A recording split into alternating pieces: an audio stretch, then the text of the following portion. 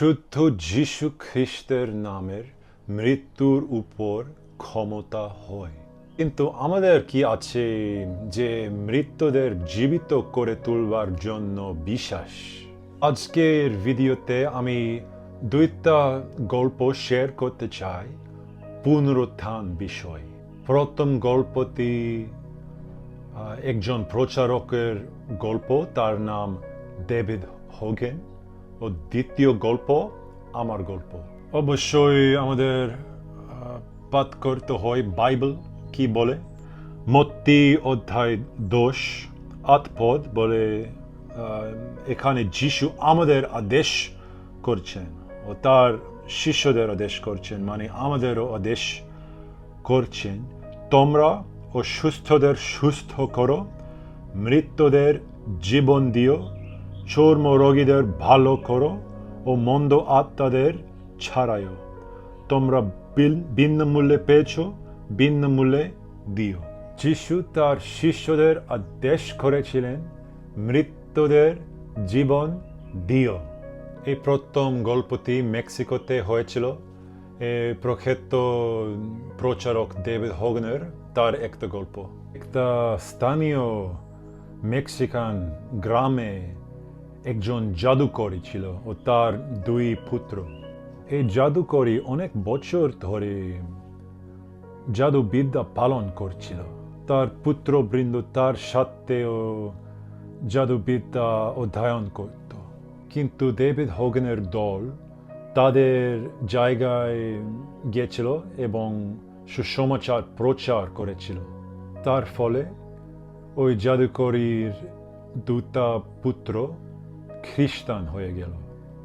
এই জাদুকরী একদম রাগান্বিত হয়ে গেল এবং তার পুত্রদের অভিশাপ দিয়েছিল।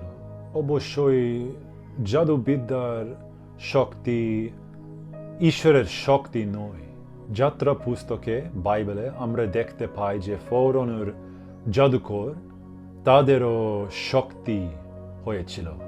যেমন মশি তার লাঠিকে সাপে পরিণত করতে পারেন ঈশ্বরের শক্তি দিয়ে, তেমনি ফরৌনের জাদুকর তাদের শক্তি দিয়ে তাদের লাঠিকে সাপে পরিণত করতে পারল।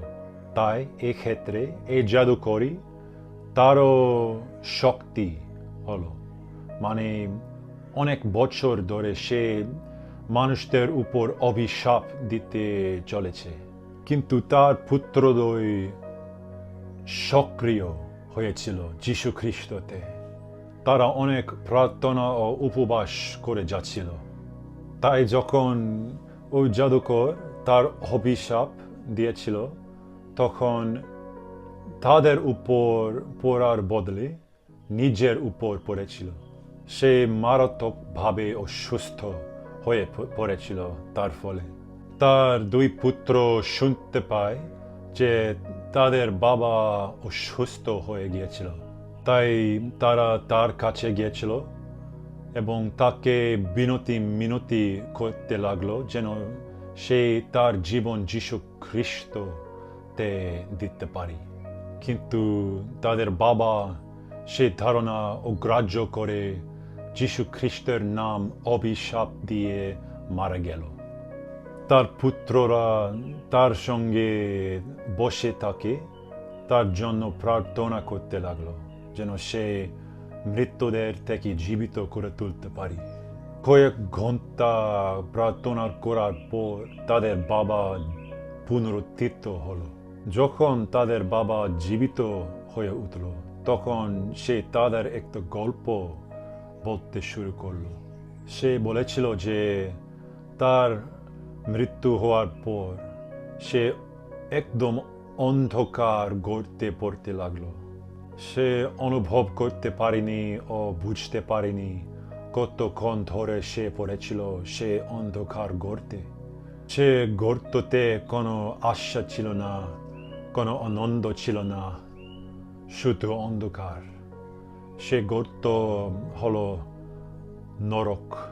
কিন্তু কয়েক ঘন্টা পরে হঠাৎ তার পিছনে একটা বিস্ফোরিত আলো আবির্ভূত হলো। তার কাঁধে একটা হাত ধরে তাকে বলেছিল মেক্সিকান ভাষায় নিমিৎস নেকি, মানে আমি তোমাকে ভালোবাসি। তাদের বাবা ওই অন্ধকার গর্তে ঘুরে দেখতে পায় প্রভু যীশু খ্রিস্ট।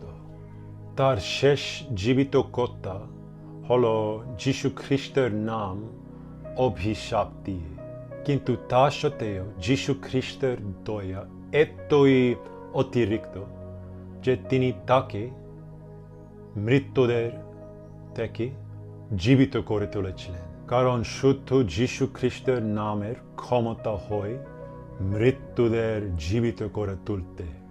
দ্বিতীয় গল্প, আমার গল্প।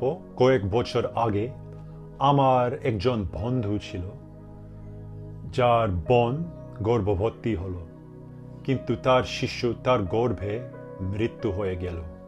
তাই আমার বন্ধু আমার কাছে এসেছিল এবং আমাকে জিজ্ঞাসা করে, এটা কি অ্যাবর্শন হয়, মানে এটা কি পাপ হয় যদি আমার বোন তার মৃত্যু শিশু তার গর্ভ থেকে দূর করে? আমি তাকে বলেছিলাম, অবশ্যই সেটা পাপ নয়, কারণ ওই শিশু ইতিমধ্যে মারা গেছে, কিন্তু তার বদলে আমাদের প্রার্থনা করা উচিত, কারণ যীশু খ্রিস্ট আমাদের আদেশ করেছিলেন যেন আমরা মৃত্যুদের জীবন দিও। তাই আমরা একসঙ্গে প্রার্থনা করেছিলাম এবং কয়েকদিন পরে সে তার অন্য বন্ধুদের সাথে প্রার্থনা করেছিল। কিন্তু সোমবারে যখন তার বোন অ্যাপয়েন্টমেন্টে গিয়েছিল যেন সে তার মৃত্যু শিশু দূর করতে পারত তার গর্ভ থেকে, তখন ডক্টররা তার গর্ভ স্ক্যান করেছিল এবং দেখতে পেয়েছিল যে তার শিশু আর মৃত্যু নয়। যীশু খ্রিস্ট আমাদের ঈশ্বর ওই মৃত্যু শিশুকে মৃত্যু থেকে জীবিত করে তুলেছিলেন। কয়েক মাস পরে ওই শিশুর একটা নিখুঁত জন্ম হলো। অন্য কোনো ধর্মে কোনো শক্তি নেই পুনরুত্থান করার জন্য, শুধু যীশু খ্রিস্টের নামে। অবশ্যই যদি আপনি আমার ভিডিওগুলো পছন্দ করেন তবে আমাকে সাবস্ক্রিপশন দেবেন, এই ভিডিওকে লাইক দেবেন এবং আবার দেখা হবে।